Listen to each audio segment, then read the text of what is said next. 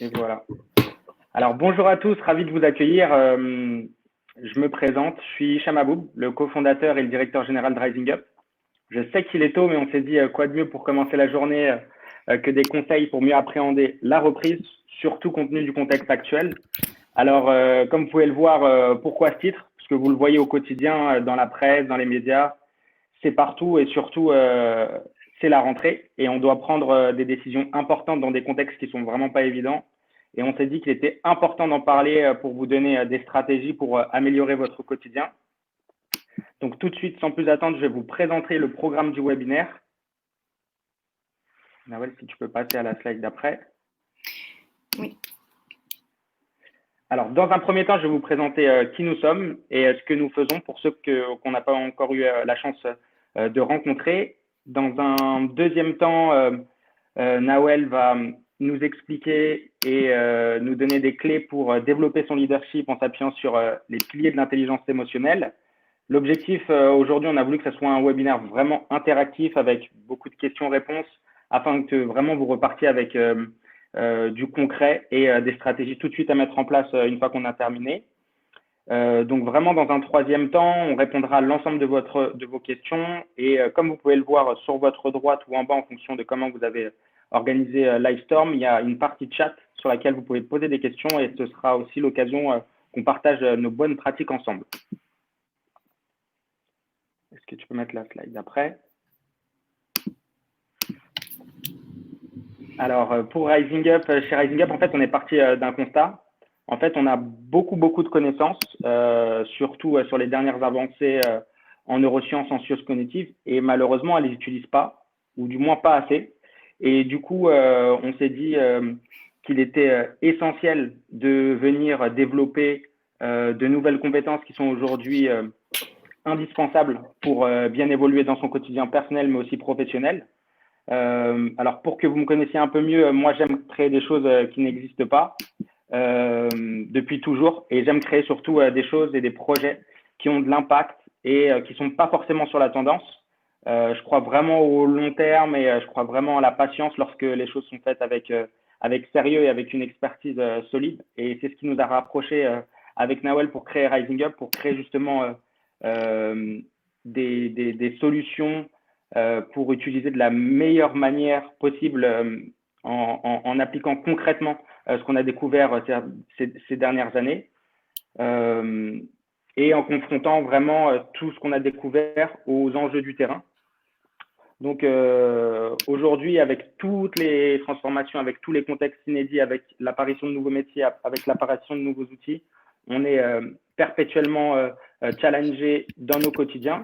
Mais est-ce qu'on est tous armés de la même manière au final pour relever tous ces challenges et est-ce qu'on est au même niveau sur le développement de nos compétences sachant qu'aujourd'hui, je ne vous l'apprends pas, la formation représente quand même seulement 1% du temps de travail des collaborateurs quand on entend un peu partout que plus de 80% des métiers de 2030 n'existent pas encore. Donc, des métiers qui vont forcément évoluer avec le temps, des métiers qui vont nous obliger à nous adapter encore plus vite, à avoir des capacités de concentration toujours plus élevées. Donc, du coup, vraiment, l'objectif chez Rising Up, c'est vraiment d'aligner vos compétences avec vos objectifs. Donc, à savoir améliorer perpétuellement sa concentration, son attention, mais également la manière d'apprendre et en utilisant des méthodes inédites qui ont fait leurs preuves. Et ça, j'insiste sur l'idée de compétences, de méthodes inédites qui font leurs preuves. Nawel, je veux bien que tu passes à la slide d'après pour expliquer un peu quelle est vraiment la grosse valeur ajoutée chez Rising Up. Alors, comme j'ai pu l'expliquer un peu auparavant, chez Rising Up, nous, on insiste sur ce mot-là. Pourquoi? Parce qu'en fait, on crée des choses qui n'existent pas. Je vous donne un exemple. On a créé une plateforme d'apprentissage qui s'appelle The Lab, sur laquelle on est capable de pouvoir vous faire un parcours individualisé. Alors, la grosse spécificité chez nous, c'est qu'en fait, l'ensemble du chemin apprenant, mais également du contenu, du contenant, est entièrement testé et a fait preuve de plus de 3 ans de recherche, si ce n'est plus, pour vraiment avoir la meilleure manière de formuler la question, la meilleure manière d'avoir les réponses qui vont avec et surtout de pouvoir les analyser.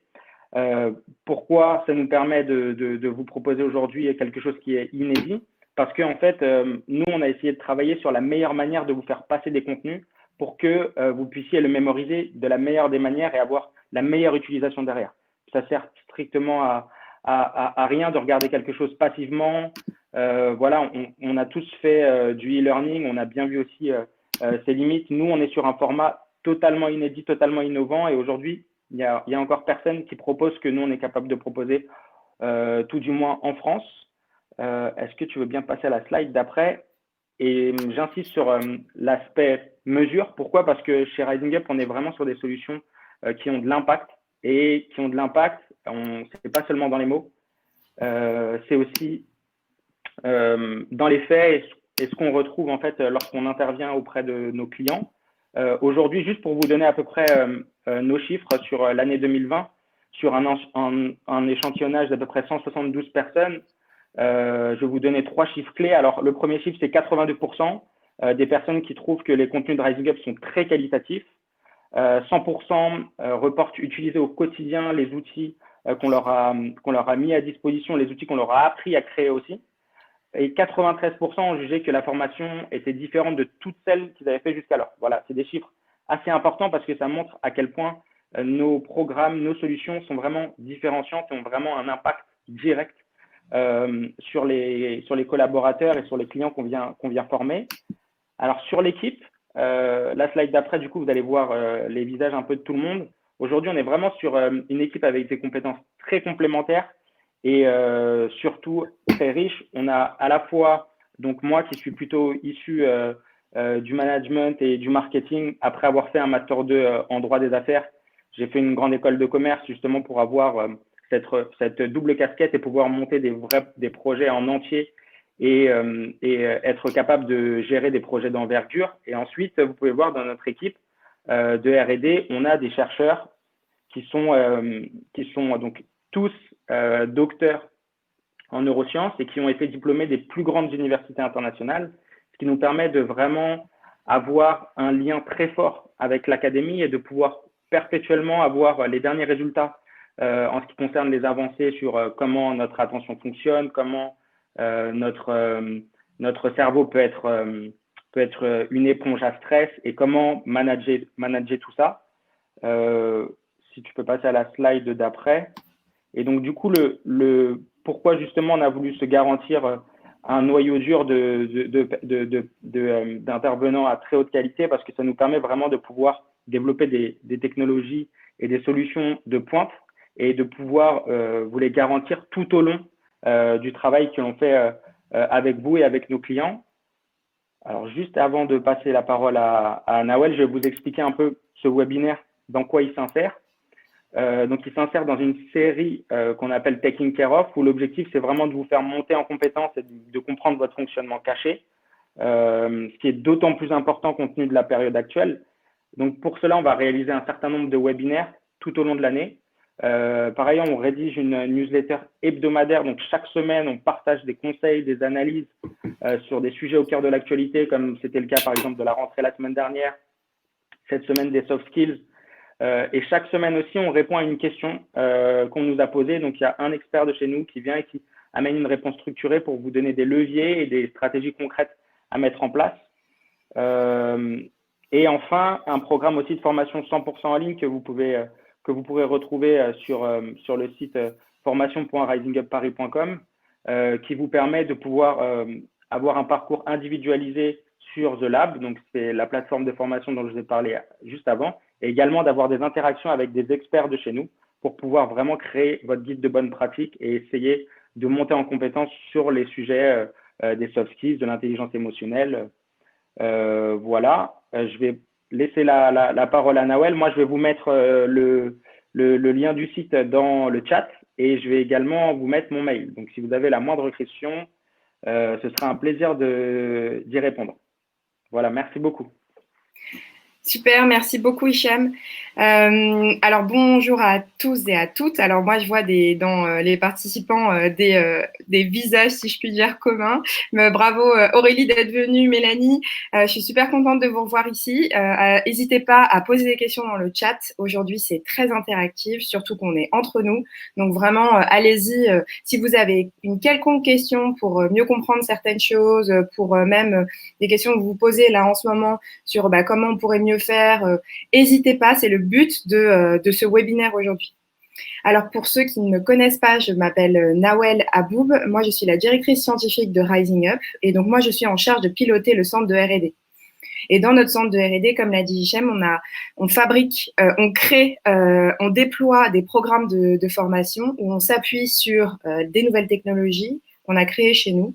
Et je pourrais vous en dire plus si vous avez des questions, donc n'hésitez pas par rapport à ça.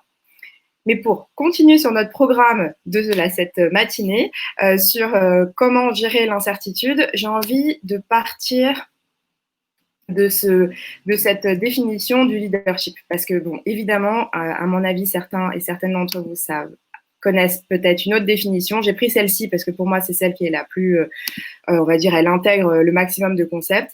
C'est l'idée de faire adhérer un groupe d'individus à un but commun et de les amener vers ce but. Moi, j'aime bien une autre définition aussi, et ça, c'est aussi parce que j'ai un passé de sportive. J'adore la définition qui dit que les meilleurs leaders, c'est ceux qui font les meilleures passes. Et qui dit les meilleures passes, c'est du coup se placer au bon endroit, trouver la bonne trajectoire pour justement faire cette passe décisive qui va faire qu'il va y avoir un but, un panier, etc. Bon, juste petite parenthèse, je suis une ancienne basketteuse, donc l'idée du panier peut-être va revenir au sein de ce webinaire. En fait, pourquoi on a décidé de parler de leadership aujourd'hui et en particulier pour cette rentrée-là, c'est parce que on est dans une situation qui est particulière. Quand on doit leader, quand on doit manager, quand on doit justement amener un groupe à aller vers un but, c'est pas évident de le réaliser dans des conditions dans lesquelles nous sommes en ce moment, où nous sommes plongés dans l'incertitude. Alors, je vais vous mettre quelques petites bulles, en fait, quelques petits témoignages que nous, on a recueillis, surtout là, ces derniers jours. C'est l'idée qu'on navigue à vue, que le retour à la normale, c'est pas pour maintenant. Donc, on doit essayer, on est un peu entre deux eaux. C'est à la fois, on se dit, oui, bon, faut qu'on retrouve nos repères, faut qu'on retrouve nos routines. Mais en même temps, on voit bien que dans notre quotidien, c'est pas possible de faire ça. Et du coup, ça crée ce sentiment d'impatience de se dire mais quand est-ce qu'on va retrouver notre rythme de croisière? Quand est-ce qu'on va pouvoir arriver au boulot avec tout le monde dans les locaux, par exemple? Alors que là, peut-être pour certains d'entre vous, et ça, n'hésitez pas à le mettre dans le chat, peut-être que certains d'entre vous sont à 2 jours à la maison, en télétravail, 3 jours sur site, ou alors sont restés complètement en télétravail. N'hésitez pas à le partager, comme ça va nous permettre d'avoir des clés et surtout pour moi aussi de pouvoir orienter la présentation et le webinaire en fonction de vous. Il faut que vous sachiez que là, on est là pour vous. C'est vraiment, on va essayer de faire le plus de sur-mesure possible sans rentrer dans des espèces de templates un peu standards. Le plus vous allez nous en dire de ce que vous vivez, le plus on va pouvoir avancer ensemble aujourd'hui. Et donc, cette idée de, voilà, on n'est pas dans notre rythme de croisière, c'est difficile, mais toujours cette idée que bientôt, ça va s'éclaircir. Bientôt. Mais ce bientôt, il crée un sentiment un peu parfois assez difficile de se dire finalement où vont être mes prochains repères. Et en ce moment, Hichem l'a dit dans l'introduction, dans la presse, sur les chaînes de télévision, on n'arrête pas de voir ce mot-là qui est hyper présent. Et en fait, ça a des conséquences. Ça a 2 conséquences. La première, c'est que l'incertitude, elle peut créer des sentiments de paralysie, de blocage. C'est qu'on va tout bloquer en disant, tant qu'on ne sait pas, on prend aucune décision. Ou alors, on va prendre des décisions, mais qui vont prendre beaucoup de temps à s'implémenter. Donc, ça va du coup avoir comme conséquence beaucoup de lenteur dans les process, etc. Et le deuxième, c'est de faire comme s'il se passait rien. Comme si, finalement, le contexte n'avait rien changé, et donc on va prendre les mêmes décisions. Mais de ces 2 mécanismes ne sortent pas forcément les meilleures solutions. Mais n'hésitez pas à nous dire justement ce qui se passe chez vous, dans vos structures, dans vos entreprises, par rapport justement à ces prises de décision dans l'incertitude. Et si vous vous posez des questions, allez-y, surtout n'hésitez pas. Je vois que dans le chat, il y a encore beaucoup de timidité. Donc, surtout, je vais pas vous lâcher jusqu'à la fin pour que justement, à la fin, on ait un chat qui soit rempli de questions. Mais alors, du coup, de ce qui est en train de se passer et ce gros plongeon dans l'incertitude, il faut savoir que ce qu'on vit actuellement, ça n'a rien à voir avec ce qu'on a vécu pendant le confinement. Pendant le confinement, limite, on avait plus de réponses à nos questions, puisqu'on se disait, bon voilà, le 11 mai, on va pouvoir sortir de chez nous, notre vie va pouvoir reprendre. Alors que là, notre vie a repris, mais on est toujours dans des conditions où on ne peut pas déployer tout ce qu'on déployait auparavant. Et on n'arrête pas de nous dire aussi, il faut agir en intelligence. Il faut agir en intelligence, il faut trouver des plans d'action efficaces. OK. Mais qu'est-ce que c'est agir en intelligence? Alors, quand on parle d'intelligence, souvent, et peut-être pour la majorité d'entre vous, cette photo doit vous parler. L'intelligence, c'est par exemple des gens qui ont des profils comme Albert Einstein, parce qu'il est connu pour avoir un QI au-dessus de la moyenne. Mais souvent, ce concept d'intelligence, il est un peu restreint. Il est restreint sur ses capacités de raisonnement, sur ses capacités à avoir fait une grande école, à avoir obtenu des diplômes de très grandes universités. On a une définition de l'intelligence en France qui est très particulière. Et moi, ce que j'avais envie de vous présenter aujourd'hui, c'est tous ces nouveaux concepts qui ont émergé ces dernières années autour de la définition de l'intelligence émotionnelle, qui représente une part forte de nos capacités intellectuelles, en fait. Mais souvent, on la met de côté parce que émotion, ça rime avec négatif. Émotion, ça rime avec débordement émotionnel, voire justement une perte de contrôle. Alors qu'il n'y a pas plus, justement, gestion du contrôle de soi que de gérer ses émotions. Donc ça, c'est vraiment une définition que j'avais envie de vous donner. Et donc, la définition qui est pareil, un consensus, c'est l'idée que l'intelligence émotionnelle, c'est la capacité de percevoir, d'analyser et de réguler ses émotions et celles des autres. Et c'est pour ça que cette définition, je l'adore et je trouve qu'elle est vraiment particulièrement intéressante. C'est parce que plutôt que de penser que l'intelligence, elle est restreinte à un individu, dans sa boîte seule, dans son cerveau seul, l'intelligence émotionnelle, elle nous ouvre aux autres. Elle nous ouvre au collectif, elle nous ouvre à la coopération, elle nous ouvre à la collaboration. Et en ce moment, avec ce qu'on est en train de vivre, on ne peut pas se passer de ces compétences. Elles sont même décisives dans le monde dans lequel nous vivons pour gérer justement cette incertitude, rassurer ses collaborateurs, les faire avancer avec nous. Et dans cette définition d'intelligence émotionnelle, certains chercheurs, donc c'est Peter Salovey et Goleman, qui ont beaucoup travaillé sur ces concepts-là, qui m'ont dit qu'en fait, il y avait 6 piliers. Alors, je vais vous les énoncer comme ça, sans trop donner de détails, parce que je pourrais passer des heures à vous parler de ça, et surtout que c'est quelque chose qui est très riche, avec beaucoup d'informations. J'ai envie juste de vous les présenter assez brièvement, qui est en fait, le premier, c'est la conscience de soi, le fait de prendre conscience de son fonctionnement, de prendre conscience aussi de ses ressentis, de ce qui est en train de se passer. Par exemple, quand on va ressentir de très fortes émotions, qu'elles soient positives ou négatives, pourquoi on a pu ressentir ça? Parfois, on reste sans question, on reste sans réponse, à certaines de nos questions. On va ressentir un mal-être, mais on ne va pas réussir à savoir exactement pourquoi on ressent ça ou pourquoi ça nous atteint autant. Et donc, un des piliers de l'intelligence émotionnelle, c'est d'arriver justement à détecter très rapidement ces comme ce qu'on pourrait dire, ce monitoring un peu de sa conscience pour voir où est-ce qu'on en est très rapidement, parce que ça va nous permettre de nous adapter et de donner des réponses plus rapides. Le deuxième, c'est la résilience. Peut-être certains d'entre vous connaissent ce concept. Il y a Boris Cyrulnik qui a beaucoup développé ça en France, qui parle justement de la capacité d'un individu à se remettre après une grande difficulté, après avoir vécu un événement traumatisant. Le troisième, c'est la perspective. Alors, ce mot, cette définition, elle est un peu particulière. La perspective, on pourrait croire, c'est toujours anticiper. C'est pas exactement ça dans la définition de l'intelligence émotionnelle. La perspective, c'est la capacité à aller chercher les éléments positifs de cette situation et de garder ces émotions positives pendant un certain temps. Et on va beaucoup en parler dans un second temps. Je vais rentrer dans le détail, en particulier de celui-ci, et je vais vous expliquer pourquoi. Le quatrième, c'est l'intuition sociale. C'est la capacité qu'on a à détecter les intentions des autres pour pouvoir s'adapter. Vous savez, par exemple, on a certaines situations, on a certaines personnes qui se rendent pas compte que, par exemple, vous pouvez être en détresse, vous pouvez être mal, ou même parfois vous avez ces discussions un peu informelles avec certains de vos collègues en disant « t'as vu comment il était pas bien ?» et l'autre va vous dire « non, pas du tout, j'ai pas du tout remarqué ». C'est cette capacité à détecter du coup les émotions des autres. Ça, c'est vraiment au cœur de la définition de l'intelligence émotionnelle. Le cinquième, c'est la sensibilité au contexte. C'est s'adapter justement à ce qui est en train de se passer ou aux émotions qui entourent cette scène. Parfois, vous savez, on peut rentrer dans une salle de réunion, on sent qu'il y a de la tension là. On sent que vraiment les gens sont pas bien, sont très tendus. Ou au contraire, c'est très relax et les gens justement sont dans un système beaucoup plus sympathique. Et ben cette sensibilité au contexte, elle est très importante parce que c'est des éléments cruciaux pour justement bien s'adapter à ce qui est en train de se passer. Et le dernier pilier, et celui-ci, on va beaucoup rentrer dans le détail parce que nous, chez Rising Up, c'est une de nos particularités, une spécialité sur la gestion de l'attention. En fait, arriver à bien gérer son attention, en ce moment, c'est crucial. De recentrer sur le moment présent et pas anticiper à des temps qu'on ne peut pas projeter. C'est aussi arriver à, vous savez, quand vous êtes en train de ruminer des émotions négatives ou ruminer des situations négatives, c'est arriver à se détacher de ça pour revenir sur ce qu'on était en train de faire. Gérer son attention, c'est au cœur de l'intelligence émotionnelle. Et c'est un pilier très, très important.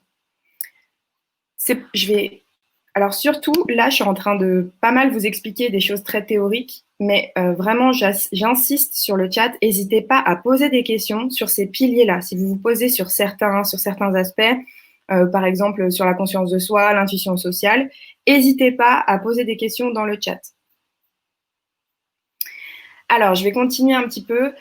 Là, je vous ai présenté le scope de l'intelligence émotionnelle parce que c'est vraiment quelque chose qui peut nous donner des clés de lecture très, très puissantes pour nous aujourd'hui.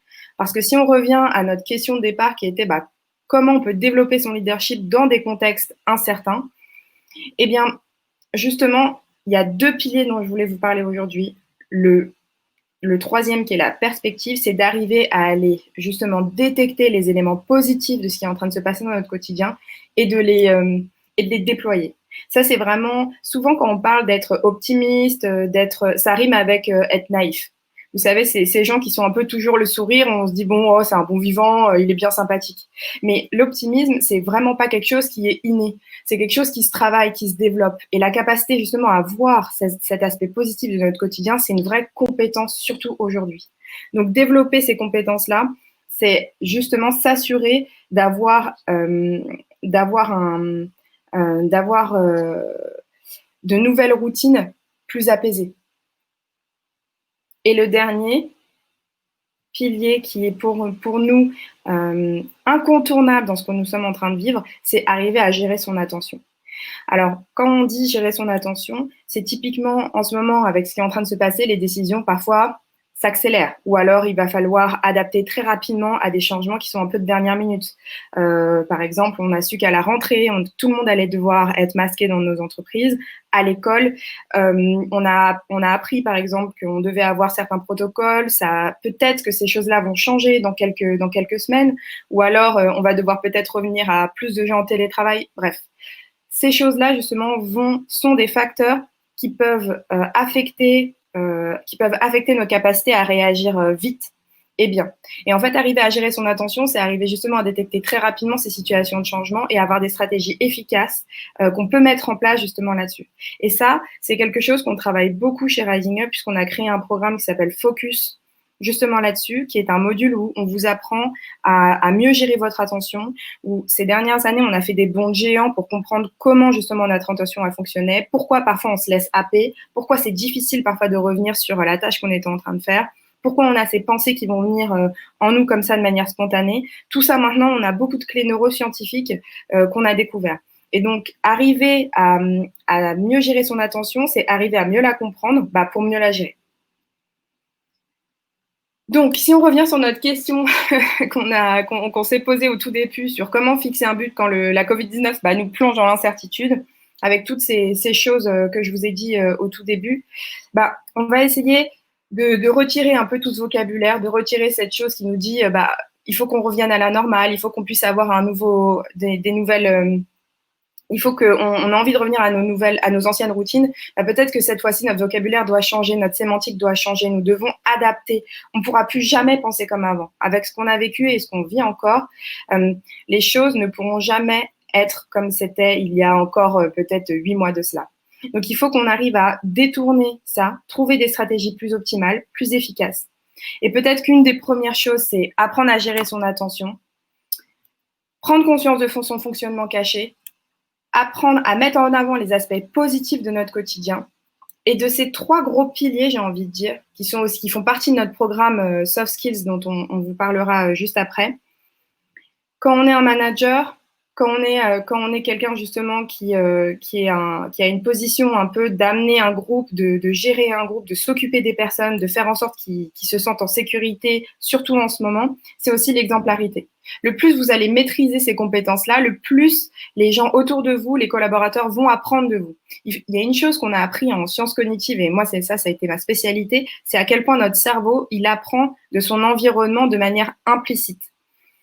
Donc, ça veut dire qu'avec vos comportements, vous aussi, vous faites apprendre les gens autour de vous. Ça, c'est très, très important, surtout dans la formation continue où parfois, voilà, on va passer des journées à apprendre des choses un peu théoriques, mais finalement, la pratique, c'est au quotidien, c'est pour soi-même et c'est aussi pour les autres.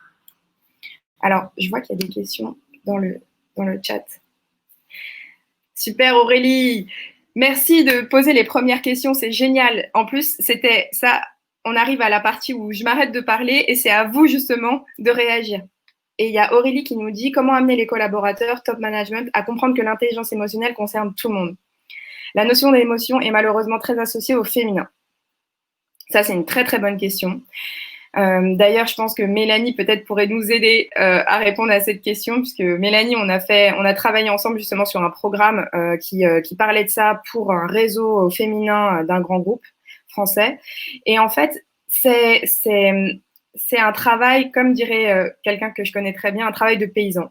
C'est qu'il faut justement planter des graines un peu partout, essayer de sensibiliser les gens à ces concepts-là à travers, justement, nous, on essaye de travailler beaucoup là-dessus en écrivant des articles, en faisant des webinaires sur cette notion-là, en travaillant en entreprise avec des conférences que nous donnons de sensibilisation et aussi convaincre le top management en leur expliquant qu'en fait, en travaillant sur ces compétences-là, il y a des résultats. C'est pour ça que nous, au sein de Rising Up, il y a quelque chose qui nous tient à cœur aussi parce qu'on est des chercheurs, c'est notre ADN, c'est qu'on mesure et on montre l'impact. Et on voit que quand on a travaillé ces notions-là, quand on a travaillé ces compétences-là et qu'on les a développées avec ce programme, voilà les résultats qu'il y a sur le terrain, concrètement.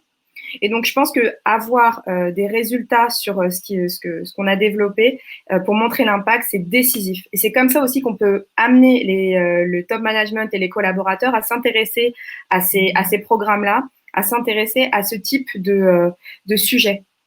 Mais je pense qu'actuellement, on est encore en train, voilà, c'est un long travail qu'on est en train de faire. C'est parce que, voilà, c'est grâce à des gens comme vous qui sont là aujourd'hui, qui s'intéressent à ces questions, qui vont peut-être dans vos entreprises, dans vos écoles, parce que je vois qu'il y a aussi des gens qui sont dans le scolaire, dans l'enseignement.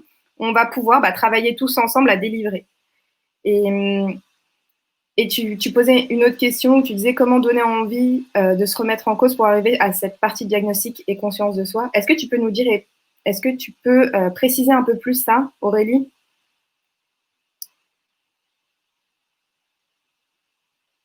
Mais pour revenir à cette idée d'amener les collaborateurs à comprendre cette notion-là et qu'elle soit moins féminisée, je pense qu'il y a justement une chose que j'adore en sciences, c'est que on fait des études et on essaye de regarder si justement le sexe a une influence sur les capacités. Et pour l'instant, il n'y a aucune recherche qui a montré que les femmes ou les hommes avaient plus de compétences émotionnelles. C'est bien l'inverse, c'est qu'on en est tous dotés. Et ça aussi, c'est des éléments qui peuvent convaincre, qui peuvent nous permettre d'arriver à inclure un maximum de personnes. Mais peut-être, moi je me dis, une des stratégies qui est intéressante, c'est de se dire que si on passe par des réseaux puissants de femmes, peut-être que ça va aussi convaincre les hommes. Et là, je rebondis sur ce que dit Mélanie, où en fait, tout le travail qui est fait au sein de leur entreprise, c'est justement de sensibiliser les collaborateurs sur ces questions-là, à la fois pour permettre une meilleure égalité homme-femme, mais aussi pour montrer que ce que les femmes ont pu avoir ou les intérêts qu'elles ont pour développer ces compétences ont de réels effets pour tout le monde. Et donc ça, c'est vraiment important. Mais Mélanie, peut-être tu peux nous donner plus de détails sur comment toi, ça s'est passé pour toi et justement comment peut-être ce type de sujet, tu as pu en parler avec les collaborateurs autour de toi.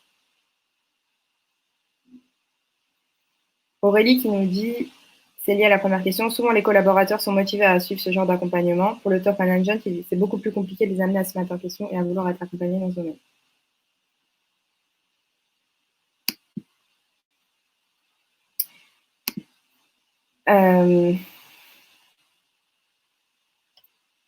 Oui.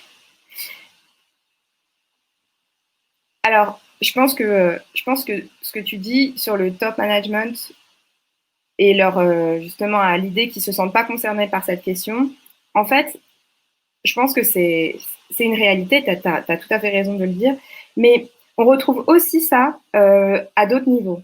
Je te donne un exemple. Nous, on a travaillé pour un groupe, pour Michelin, où on a travaillé avec des opérateurs. Donc, c'était un niveau, on va dire, de management qui est vraiment à l'inverse de ce que tu peux avoir. C'est que c'est des gens qui travaillent sur les machines et qui vérifient toute la journée les chaînes de pneus. Et ces concepts-là étaient aussi des choses sur lesquels ils n'étaient pas vraiment convaincus. C'est le top management qui était convaincu, mais eux, ils ne l'étaient pas. Et on a passé justement dans ce programme de formation, c'est ça qui a été très intéressant, c'est qu'au début, ils étaient un peu dubitatifs, ils disaient, bon, ok, ça a été décidé par nos chefs, mais nous, on n'a pas eu notre mot à dire et c'est un peu imposé. Et dans ces situations-là, c'est toujours un peu difficile au tout début dans les formations, mais après avoir bien travaillé justement les politiques de changement, de conduite du changement, on a beaucoup travaillé justement à travailler sur les mythes, sur les représentations qu'ils pouvaient avoir face à ça. Et à la fin de ce programme, ce qu'on a pu observer grâce aux mesures qu'on a pu prendre, ça a été de voir à quel point ça les a aidés dans leur quotidien. Et d'ailleurs, cette formation était sur les capacités attentionnelles, comment mieux gérer sa concentration, puisque eux, toute la journée, ils étaient sur un poste de travail où ils vérifiaient où étaient les défauts des pneus. Donc parfois, ça vient aussi de l'inverse. Et c'est pour ça qu'en fait, il faut travailler à chaque niveau. Il y a Mélanie qui nous dit que la difficulté, elle vient que le lié au financement des soft skills n'est pas mesurable directement et le top management, dans le contexte du Covid, a besoin de rassurer avec des plans d'action plus concrets. Et comment mesurer le niveau de coopération? En fait, Mélanie, ce qu'elle dit, c'est exactement ça. Et ça, on l'a beaucoup observé, nous, et ça a été pas mal étudié aussi, cette idée que malheureusement, parce que c'est des concepts un peu qui sont aussi des concepts difficiles à mesurer. Quand on a travaillé justement avec Mélanie, l'équipe de Mélanie, sur les soft skills, on a passé beaucoup de temps à essayer de comprendre pourquoi on parle de ça que maintenant et pourquoi c'est autant mis en avant en ce moment. Parce que, on a compris, on arrive à mettre justement des définitions plus claires autour de ces choses-là et on commence de plus en plus à arriver à les mesurer. Nous, notre travail chez Rising Up, et ce qu'a dit Hicham est vraiment pertinent, on a mis plus de 3 ans à trouver des programmes avec des définitions, avec des exercices, avec des mesures qui nous permettent d'accéder justement à ces changements de comportement. Et c'est d'une difficulté monstrueuse. Du coup, c'est vrai que ça a amené aussi les dirigeants à être assez frileux face à ce genre de sujet. Mais maintenant, c'est ça ce qui est magnifique avec la science, c'est qu'il y a des avancées et qu'on arrive justement de plus en plus à mesurer ça. Nous, c'est vraiment quelque chose qu'on a beaucoup travaillé. Et ça peut convaincre. Ces chiffres-là, ils peuvent convaincre parce que de toute façon, les chiffres ne mentent pas. C'est ce qu'on a récupéré de tout ce qui s'est passé. Et c'est ça qui est magnifique aussi. Après, ce que tu peux rajouter, Nawel, c'est que sur le ROI, du coup, ce que disait Mélanie, en fait, avec les mesures que nous, on arrive à soulever, il y a un ROI, en fait. Après, c'est juste, est-ce que les concepts et le fait qu'une personne soit, du coup, plus épanouie, qu'elle soit plus productive, est-ce qu'aujourd'hui, on a des indices pour pouvoir mesurer qu'une personne est plus productive d'un mois à un autre? Oui, on en a, mais est-ce que c'est des chiffres qu'on va forcément toujours regarder? Non, on va plutôt le relier. Alors, si c'est par exemple les sales, on va plus regarder, est-ce qu'ils ont plus vendu d'un mois à un autre? Est-ce qu'ils ont ils ont signé, je ne sais pas si c'est des agents immobiliers, plus de mandats exclusifs, plus de mandats. Voilà, donc après, la grande force qu'il y a sur des programmes comme ça, en tout cas chez nous, c'est qu'on a des indices et on a des effets qu'on peut prouver à travers des chiffres. Maintenant, c'est est-ce que ces effets-là, ils sont suffisants pour certains leaders au top management, comme ce que disait Aurélie juste avant. Oui, tout à fait. Et ça passe par ce travail de sensibilisation, d'éducation, etc. Donc, Nawel, je te relaisse la parole. Oui, non, bien sûr, je rebondis exactement sur ce que tu dis parce que le travail de sensibilisation, c'est toujours un enjeu. C'est un enjeu, mais il y a de la sensibilisation et puis il y a de la prévention. Actuellement, on est quand même dans des risques psychosociaux très, très importants. On le voit. Nous, on a fait des études sur justement la surcharge mentale pendant le confinement et là, on est en train de la continuer sur justement la partie retour au travail, mais toujours avec beaucoup d'anxiété, beaucoup d'ambiguïté dans les situations, qui vont amener un mal-être fort chez les collaborateurs. Et c'est là où justement le top management doit être très très sensible à ces questions-là, parce que justement là, c'est ça qui est à la fois magique, mais aussi douloureux, c'est que ce qui se passe dans notre cerveau, on peut pas le voir comme ça. On n'a pas, c'est pas comme quand on se casse une jambe et qu'on peut plus marcher. Quand on est en burn-out, quand on est en surcharge, ça s'exprime pas de la même manière. Et c'est pour ça qu'il faut des nouvelles grilles d'observation pour pouvoir bien détecter ça chez ses collaborateurs. Parce qu'actuellement, on est en septembre, là c'est encore la rentrée, il y a encore les bénéfices des vacances, et encore certains nous disent, on a l'impression qu'on s'est pas reposé. Mais quand on va arriver au mois d'octobre, novembre, on va être sur des surcharges fortes parce que ça, c'est des périodes de tension. Il va y avoir justement ici un gros risque pour les collaborateurs. Et c'est là où on doit y être très, très attentif. Parce que pourquoi nous, on avait décidé de travailler sur ce sujet-là, de l'incertitude? Parce que l'incertitude, elle crée ensuite des boucles de stress. Et pourquoi on vous a parlé d'intelligence émotionnelle? Parce que l'intelligence émotionnelle, c'est se connecter à l'autre. Et quand il y a des équipes qui sont sous tension, une personne ou deux personnes, surtout qui sont à des postes de management, on va avoir ce qu'on appelle des contagions émotionnelles. C'est que le stress de l'un va influencer le stress de l'autre. Et c'est tout ça qu'il faut travailler en équipe comme un projet préventif, parce qu'on sait que ça arrive. On sait que c'est même d'ailleurs là, dans certaines entreprises. Nous, on travaille avec certains de nos clients dans des contextes là où c'est très difficile. Donc, c'est aussi pour ça qu'on voulait beaucoup aborder ces notions-là, sensibiliser. Et donc, ça passe par des formats webinaires, mais qu'on peut même organiser dans les entreprises, en fait, autour de ces sujets-là, pour dire, qu'est-ce qui se passe dans mon cerveau quand c'est la surcharge? C'est quoi les risques que j'encours et quels sont les éléments de prévention que je peux mettre en place dans mes équipes, individuellement et collectivement. Et ça passe aussi par des conférences, ça passe aussi par, des modules de formation qu'on met à disposition dans le programme de Taking Care of. D'ailleurs, on l'a appelé Taking Care of pour dire on prend soin de son cerveau, on prend soin du cerveau des autres, on prend soin les uns des autres, surtout en ce moment dans des périodes de crise. Et tout ça, c'est des outils qu'on peut déployer dans les organisations. Et je pense que ça, c'est des facteurs très, très puissants, justement, pour gérer ce que les gens sont en train de gérer en ce moment, à savoir des contextes très compliqués, je dirais même plus compliqués de ce qu'on a connu pendant le confinement. Au confinement, on savait qu'on allait rester chez nous. On avait beaucoup plus de certitude quand on était au mois de mars, mai, avril, mai, plutôt que là, maintenant, en septembre. N'hésitez pas d'ailleurs à nous dire justement ce qui se passe chez vous. Est-ce que justement il y a des incertitudes sur certains aspects et ça vous bloque? Et n'hésitez pas à poser vos questions. On est entre nous là. Mélanie, elle nous dit, si on veut accélérer la prise en compte des soft skills dans l'entreprise, il me semble intéressant de compléter le processus de recrutement du top management, au-delà des diplômes qui traduisent un niveau cognitif, tout à fait, par des tests liés à leur intelligence émotionnelle. Merci beaucoup Mélanie pour cette à la fois question et aussi conseil. Je pense que le travail justement qu'on a fait ensemble, ça a été un travail qui a démontré que ça amenait du coup à la fois de sensibiliser sur ces questions de soft skills et le développement de ces soft skills, de se dire mais comment ça peut après se traduire comme action.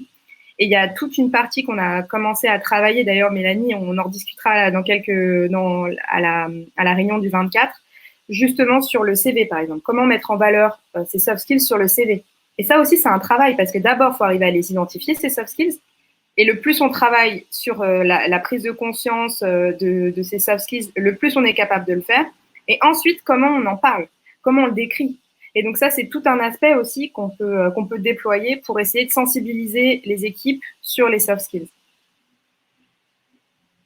C'est une bonne question qu'elle te pose. Elle te demande si on est sollicité sur la détection des soft skills. C'est une très, très bonne question.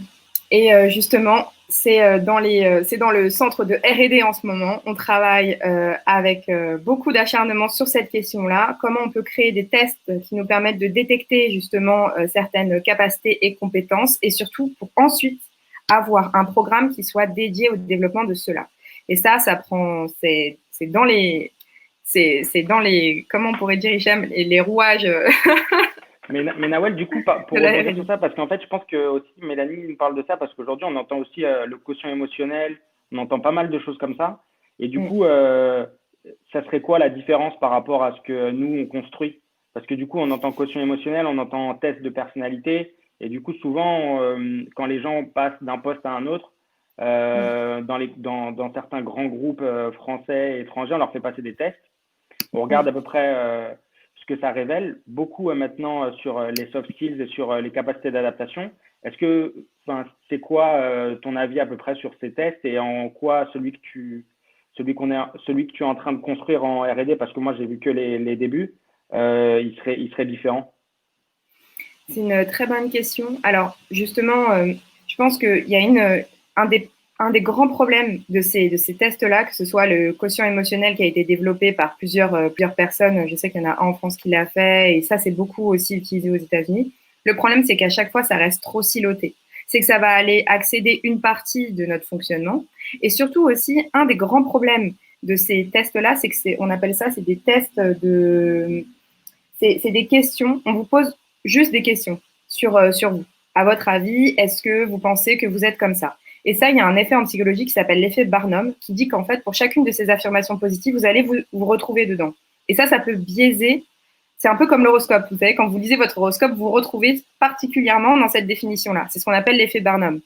Et le problème de ça, c'est que ça biaise les réponses. Et du coup, après, on ne sait pas exactement comment ça biaise les réponses à la fois au tenté, c'est-à-dire on n'est pas certain que vous ayez exactement les mêmes réponses 10 jours plus tard. Et en plus de ça, c'est peut-être qu'une seule partie en fait de vos capacités.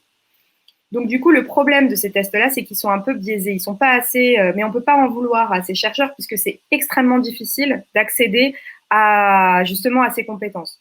Donc c'est pour ça que nous, chez Rising Up, on est en train de créer en fait des tests un peu comme des tests ce que pourrait avoir en neuropsychologie, mais basés sur d'autres aspects qui nous permettent d'avoir un accès indirect à cette capacité. Ça, c'est ce que, d'ailleurs, moi, j'ai travaillé chez le bébé préverbal, donc c'est-à-dire que c'est des enfants qui parlent pas encore, et donc à chaque fois, on doit prendre des mesures indirectes. On doit leur faire des choses pour comprendre comment ils ont pu comprendre. Et donc, ces méthodologies d'observation, elles sont très précieuses et elles sont utiles dans ce type de cas. Donc, du coup, nous, on est en train de développer quelque chose qui est moins biaisé, qui est plus objectif, et d'ailleurs qui ne prend pas que le quotient émotionnel, qui prend l'émotion, mais l'émotion et nos capacités de raisonnement, et nos capacités à détecter les enjeux d'une situation. On va tout prendre parce qu'en mettant le quotient émotionnel comme un seul qui représente notre intelligence, c'est pareil, on fait la même chose que ce qu'on a eu avec le QI, on isole. Alors qu'en fait, on ne peut pas avoir des émotions sans notre raisonnement et on ne peut pas avoir raisonnement sans émotion. Donc nous, on rapproche tout, on essaye de créer un ensemble cohérent qui va aller chercher vos capacités à 360. Je ne sais pas si j'ai répondu à ta question, Michel. Ce qu'on voit directement et ce qui est caché et que même nous, peut-être, on n'a pas forcément conscience. C'est ça que tu veux dire? Tout à fait. Du coup, tu vas l'interroger de manière directe et indirecte. Donc, c'est ça qui va faire la grosse différence sur ce test, si j'ai bien compris. C'est presque un diagnostic, en fait. C'est plutôt un diagnostic qu'un test, en quelque sorte.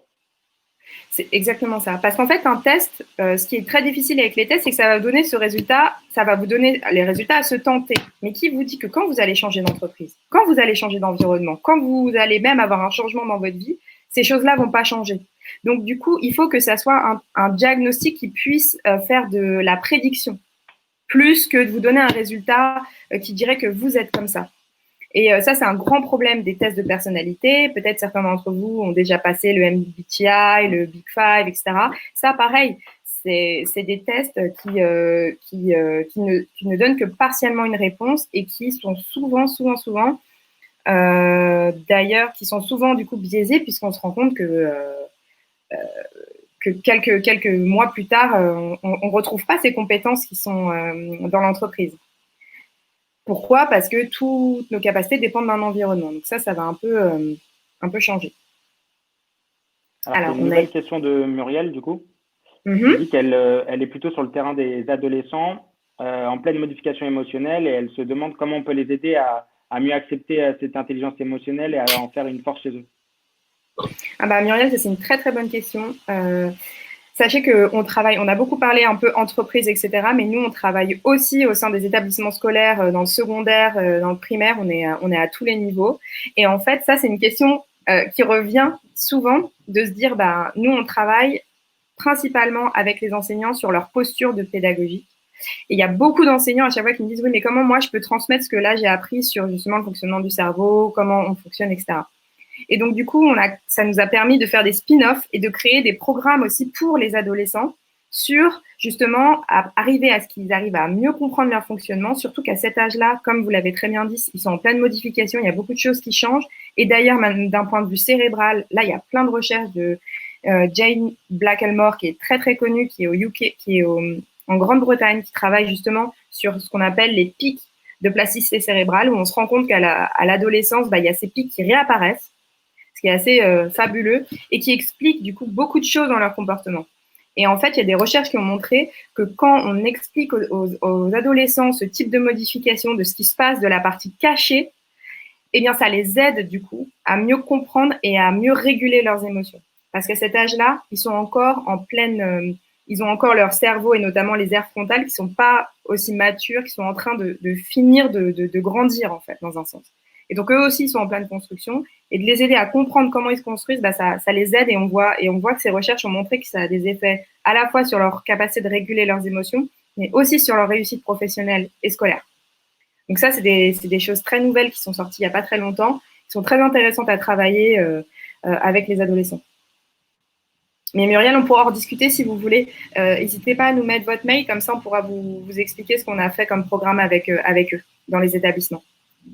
Tu as Axel maintenant qui vient de te poser une autre question qui est sur l'orientation scolaire, qui parle aussi des adolescents qui ont plein de questions et qui se demandent un peu comment ça se passe. Donc Axel dit qu'elle utilise un test qui est un guide de conversation pour mettre en évidence certains points saillants. Elle dit assez vite, le test n'a-t-il pas ses limites? L'échange et l'humain doit reprendre la main ici.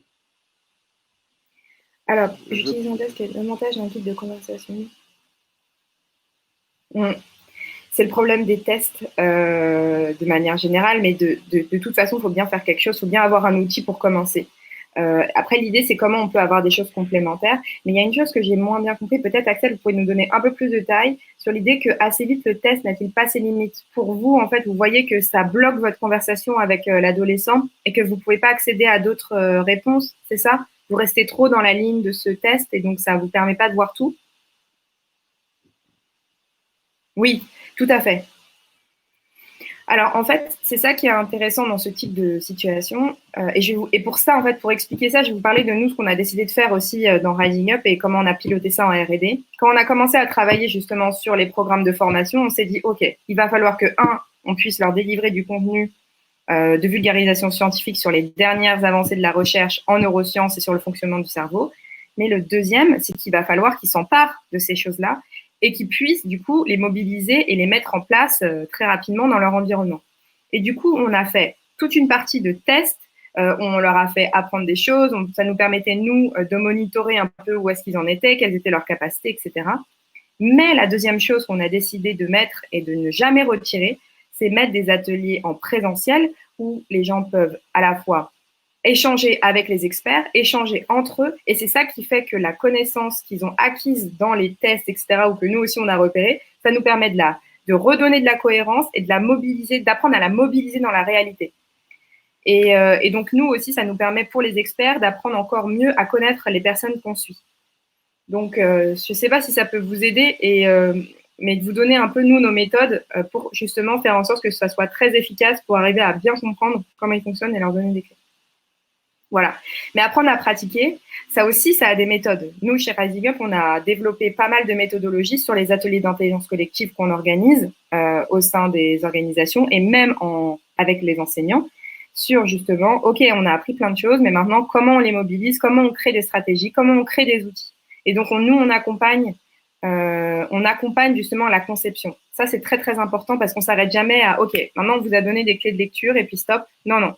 On vous donne ça et maintenant, qu'est-ce qu'on en fait demain? Et donc, c'est votre défi de justement arriver à mobiliser ça et à trouver des actions qui permettent de solliciter ces nouvelles compétences que vous avez acquises. Oui, Muriel, vous inquiétez pas, on vous donnera. Mais donc ça, c'est aussi des choses qu'on travaille. Mais d'ailleurs, Axel et Muriel, vous êtes dans quelle académie? Vous travaillez dans quel établissement? Peut-être qu'on s'est déjà croisés. Parce que nous, avec Rising Up, du coup, on travaille avec les académies de Versailles, Créteil et Paris. Et Amiens aussi.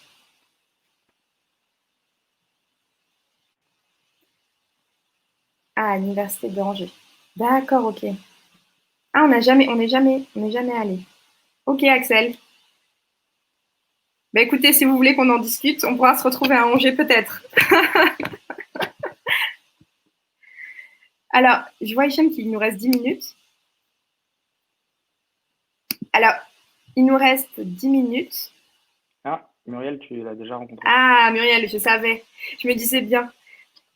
Ah oui, quand on était venu pour comment donner du feedback justement sur les apprentissages, comment renforcer l'apprentissage avec un bon feedback. Je me souviens, c'était une belle journée. Et d'ailleurs, dans cette journée-là, on avait fait la conférence le matin avec tous vos collègues. Et après, l'après-midi, c'était plein d'ateliers partout, dans tous les. Je me souviens, dans l'énorme établissement scolaire qui était à Mantes-la-Jolie ou quelque chose comme ça. Ou Mantes, ou... Je me souviens plus ce qu'il y a. Merci, Axel.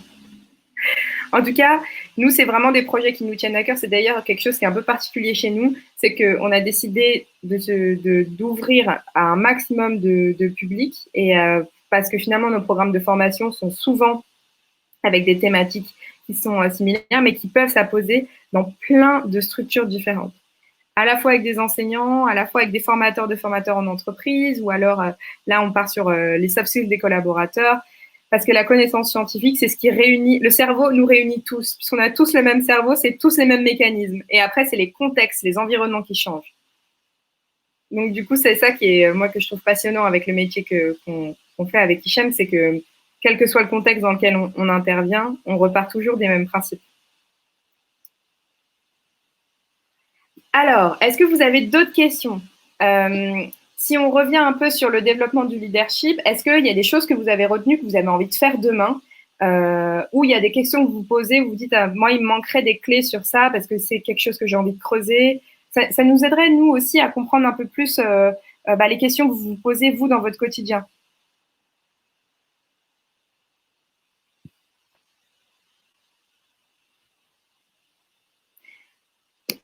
On va peut-être faire aussi un petit sondage.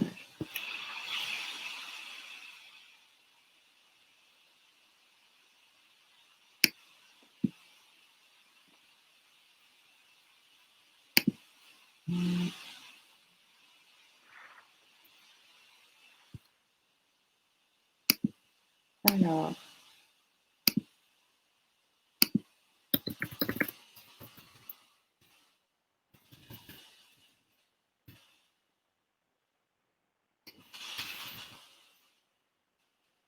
Merci beaucoup, Aurélie. Alors. Merci beaucoup Aurélie. Moi aussi, on était super contente que tu sois là. Et puis, j'espère te revoir très vite, que ce soit à l'ENS ou chez Johnson Johnson, hein, qui sait. Mais justement, peut-être avant que le webinaire se termine, du coup, je voulais faire un petit sondage pour voir comment vous avez... Alors, il y a deux choses. Si certains ont des questions sur des parties que nous avons abordées aujourd'hui, s'ils veulent en savoir plus sur certains concepts, etc., n'hésitez pas, mettez-le dans le chat. Et d'autre part, je vous ai fait des petits sondages juste comme ça. Vous allez voir, ça prend vraiment 1 minute. Et surtout, si vous avez des questions, n'hésitez pas parce qu'il nous reste encore 6 minutes pour finaliser ce webinaire. Sachant qu'après, si vous avez d'autres questions, vous avez aussi la newsletter sur laquelle on répond à des questions chaque semaine. Donc, du coup, vous allez sur notre site internet que je vais vous mettre dans le chat et vous vous inscrivez tout en bas sur la newsletter. Et du coup, vous pourrez avoir plus d'informations. De toute façon, je vous ai inscrit ceux qui sont présents aujourd'hui. Et je vais aussi vous mettre Nawel, tu voulais peut-être parler aussi des ressources qu'on met à disposition dans un deuxième temps. Je te laisserai peut-être en parler après. Oui, tout à fait. Internet. Tout à fait. En fait, c'est ce que je vous expliquais et ça relie aussi les questions que posait à la fois. Attendez, je vais revenir sur cette partie-là. J'arrive pas à sortir de mon sondage. Voilà, je vais revenir sur le chat. De ce que disaient un petit peu Mélanie et Aurélie sur comment on peut justement parler de ces sujets-là en entreprise, comment on peut aussi délier les langues, que ça ait plus cet aspect si féminin, si négatif parfois. Et c'est vrai que l'association, elle nous fait mal au cœur. Comment on peut travailler sur ça, sur des campagnes de sensibilisation? Et je pense que ça peut être à plusieurs niveaux. Il peut y avoir un niveau individuel où vous-même, vous allez vous renseigner sur ces questions-là. D'ailleurs, ce programme-là, le programme Soft Skills qu'on a développé 100% en ligne, est complètement accessible pour tous. Maintenant, avec en plus le CPF, vous êtes assez libre de pouvoir choisir les formations que vous voulez. Donc, il y a ce premier step. Nous, on a aussi des ressources sur notre blog. Merci Hichem, parce que je crois que tu as mis aussi le lien dans le chat. Qui vous permettent justement d'avoir accès à ces ressources qui sont des articles écrits par des experts. Donc là, en l'occurrence, sur le sujet de l'intelligence émotionnelle, c'est Anne Kossem, qui est chercheuse au Centre de neurosciences de Lyon, ainsi que moi, où on a mis beaucoup de temps à écrire ces articles parce que on a voulu vraiment vous faire une synthèse du meilleur de cette recherche-là, parce que parfois, c'est pas évident, il y a un peu de tout et n'importe quoi aussi sur l'intelligence émotionnelle. Donc nous, on a voulu vraiment repartir sur la base scientifique. Et puis aussi, nous avons ces cycles de webinaires, donc n'hésitez pas à vous inscrire à la newsletter, comme ça vous aurez en avant-première toutes les informations. On a beaucoup accès, Hichem, ça je te laisse parler, puisque c'est pour la newsletter, tu as fait des choix aussi d'accès sur certains sujets en particulier, peut-être tu peux nous en parler? Oui, en fait, on a décidé que, en fonction de l'actualité, des interventions et des programmes qu'on construit, on allait chaque semaine aborder un sujet fort. La semaine dernière, c'était le sujet de la rentrée, essayer de donner des clés pour essayer de garder en fait tous les bienfaits des vacances tout au long de l'année, de mieux gérer sa charge mentale, mais également sa charge émotionnelle. Là, cette année, on a évoqué aussi tout ce qui était. Cette semaine, on a évoqué tout ce qui était autour de certains soft skills. La semaine prochaine, on aura autre chose sur l'attention et la concentration. Ensuite, on aura un peu de leadership. Et puis, au fur et à mesure, en fait, on va à chaque fois faire quelque chose qui est vraiment au cœur de l'actualité. Non pas forcément sur la tendance, mais vraiment sur des sujets qui vous intéressent beaucoup et sur lesquels on a beaucoup de questions. Donc, du coup, la newsletter, elle a vraiment un but instructif. Voilà, on met beaucoup de temps à la réaliser et elle est totalement gratuite. Donc, n'hésitez pas à vous inscrire, à le partager, à forwarder les newsletters pour qu'on ait de plus en plus de questions et également pour que on touche le plus de personnes, comme on le disait tout à l'heure, à la sensibilisation de ces enjeux qui sont très très forts et qui sont vraiment nécessaires aujourd'hui. Je pense que moi, je vous ai tout dit. C'est un plaisir en tout cas de pouvoir échanger avec vous ce matin. Merci pour toutes les questions. Ça nous a permis aussi d'avoir des retours sur ce que vous vous posez. Et on reste aussi disponible par mail. Si vous avez la moindre question, je vais vous mettre mon mail ici et puis sur le chat. Et puis après, n'hésitez pas à nous faire aussi des retours sur les articles que vous avez lus si ça vous plaît, à nous suivre sur les réseaux sociaux, à commenter un peu s'il y a des choses que vous voulez, en plus des choses que vous n'avez pas compris. Voilà, nous on est très réactifs et ça nous fait toujours plaisir de rencontrer de nouvelles personnes. Exactement. Je pense que je pourrais pas dire mieux que Hichem. J'ajouterais juste pour Muriel, en l'occurrence, parce que je vous connais. Vous savez, on est dans le PAF, le plan d'action formation de l'Académie de Versailles. Si vous souhaitez nous solliciter sur cette partie-là de l'intelligence émotionnelle pour les adolescents et trouver des outils pertinents, n'hésitez pas aussi à voir, je crois d'ailleurs, la campagne de formation se termine bientôt. J'ai eu en contact les gens du rectorat là, qui m'expliquaient que ça s'arrêtait la dernière mi-septembre. Donc regardez, d'ailleurs en plus c'est le programme de Taking Care of puisqu'on a mis la plateforme. Donc vraiment n'hésitez pas, allez les voir, sollicitez-les, puis sinon on essaiera de trouver un autre moyen, vous inquiétez pas. De toute façon, on trouve toujours des moyens. Donc merci encore à tous, comme disait Hichem, n'hésitez pas à rejoindre notre communauté, à nous suivre sur les réseaux, et puis surtout si vous avez des questions, si vous souhaitez en savoir plus, vous n'hésitez pas, vous nous envoyez des mails. Vraiment, nous Vous savez, on a cet ADN de la recherche, partager les connaissances, c'est au cœur de ce qu'on a décidé de faire avec Hicham à Rising Up. Et en tout cas, on était très heureux de vous avoir ce matin et je pense qu'on est parfait sur le timing. Je ne sais pas, Hicham, ce que tu en penses, mais il est 9h59. Nous arrivons à la fin et nous sommes ravis de vous avoir vu aujourd'hui, enfin vu, en tout cas via le chat. Et on vous souhaite une très très belle journée et peut-être à bientôt pour le prochain webinaire. Merci à tous. Au revoir.